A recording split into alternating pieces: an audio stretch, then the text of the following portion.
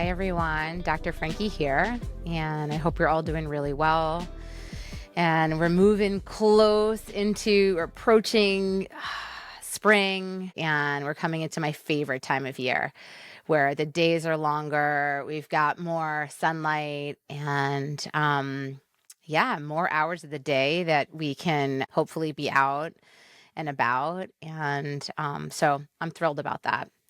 And I'm appreciating that today and thinking we got through the holidays and the fall and the winter and, all of that. So happy about that. Anyway, so thanks for being here with me. Today I'm going to talk about 3 things to know about dating in your 30s. Yes, definitely.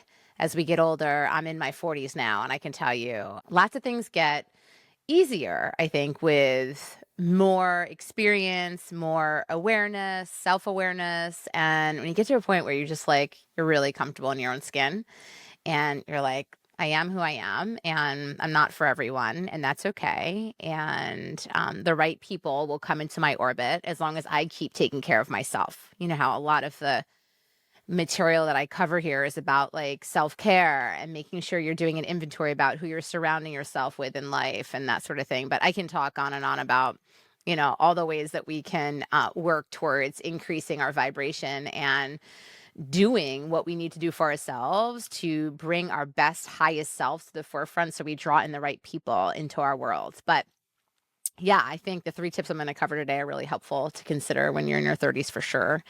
And I think let's just jump in. Entering your 30s can feel disorienting, it can feel intimidating, depending on your personal context. You may feel past your prime or like you're hopelessly behind when it comes to dating. We may feel self-conscious or self-critical, especially if most of the people in our social circles are coupled or they're married. But your 30s don't need to be a slog. Approaching this part of your life with mindfulness and purpose can make dating in your 30s a major step up from dating in your 20s. It helps to decide what you really want.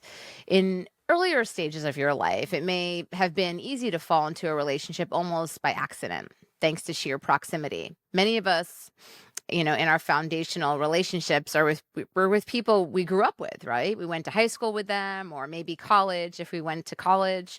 Many of these may have been healthy and fulfilling relationships, and also, if we look back on them, may have been informed more by happenstance than by true compatibility. Thinking about the relationships you had in your teens or your 20s with people you met working side by side at your weekend movie theater job or in your philosophy class, did you choose those people with whom you truly shared values and relationship goals?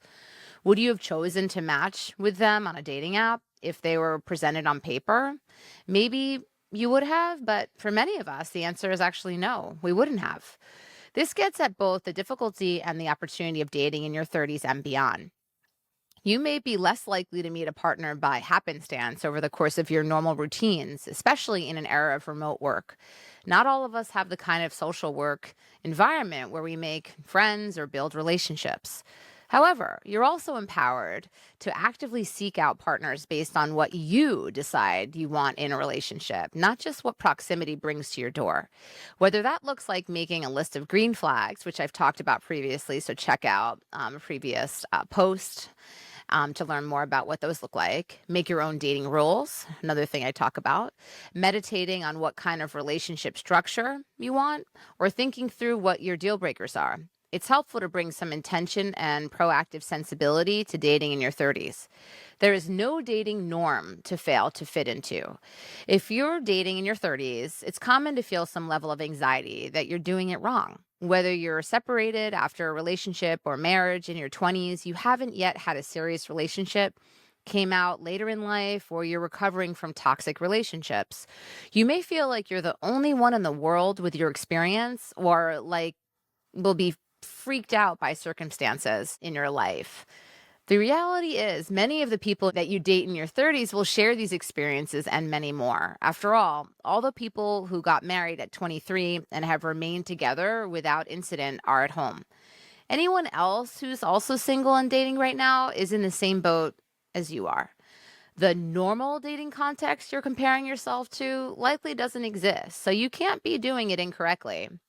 If you put yourself out there and listen to your dates' backgrounds, you may find they sound a lot more like yours than you're actually expecting. You'll get out as much as you put in. Contrary to popular fears about aging, many people find they love in their 30s, that it's a time when they settle into themselves.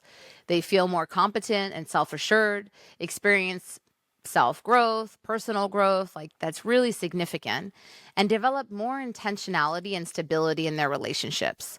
This can mean dating becomes more fun, satisfying, and worthwhile, and your romantic relationships more fulfilling than any previous period in your life. However, this kind of growth isn't handed to anyone on a silver platter. The fact of aging on its own won't make your relationships better, but working on yourself and how you show up to dating will. Whether that's going to therapy, learning more about your attachment style, working with your nervous system to develop more resilience, practicing setting good boundaries, investing in your friendships, getting into new hobbies, or masturbating more to get a better sense of what you like with a partner, working on yourself is the key to better dating and relationship in your 30s. So like I kicked off today's topic with the idea of increasing your vibration, engaging in self-care, doing self-growth work, whether it be reading self-help books, joining groups that will expand the way that you think about yourself, the way that you think about others, the world.